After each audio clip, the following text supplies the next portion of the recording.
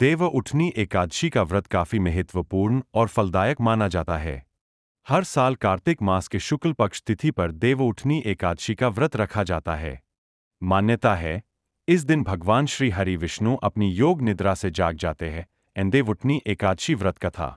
एक राज्य में सभी लोग देवउठनी एकादशी का व्रत रखते थे। प्रजा तथा नौकर चाकरों से लेकर पशुओं तक को एकादशी के दिन अन्न नहीं दिया जाता था।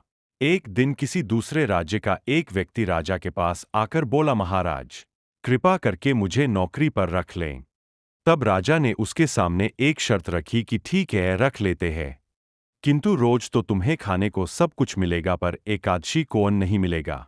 उस व्यक्ति ने उस समय हाँ कर ली, पर एकादशी के दिन जब उसे फलाहार का सामान दिया गया तो वह राजा के सामने जाकर गिड़गिड़ाने बन गया। तो वह भगवान को बुलाने लगा, आओ भगवान, भोजन तैयार है। उसके बुलाने पर पीतांबर धारण किए भगवान चतुर्भुज रूप में आ पहुंचे और प्रेम से उसके साथ भोजन करने लगे। भोजन करके भगवान अंतर्धान हो गए और वह अपने काम पर चला गया। 15 दिन बाद अगली एकादशी को वह राजा से कहने लगा कि महाराज, मुझे दुगुना सामान दीजिए। उस दिन तो मैं भूखा ही रह गया। राजा ने कारण पूछा तो उसने बताया कि हमारे साथ भगवान भी खाते हैं, इसलिए हम दोनों के लिए ये सामान पूरा नहीं होता। यह सुनकर राजा को बड़ा आश्चर्य हुआ। वह बोला, मैं नहीं मान सकता कि भगवान तुम्हारे साथ खाते हैं।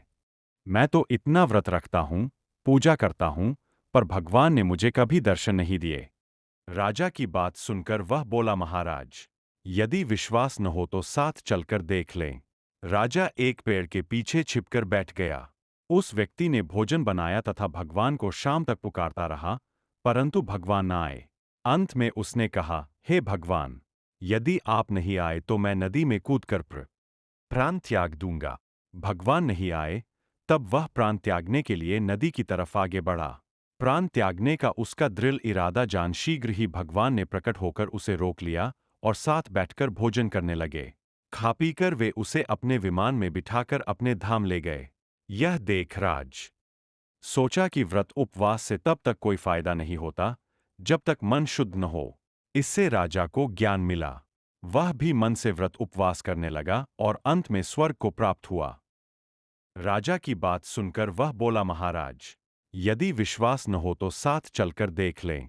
राजा एक पेड़ के पीछे छिपकर बैठ गया। उस व्यक्ति ने भोजन बनाया तथा भगवान को शाम तक पुकारता रहा, परंतु भगवान न आए। अंत में उसने कहा, हे भगवान, यदि आप नहीं आए तो मैं नदी में कूदकर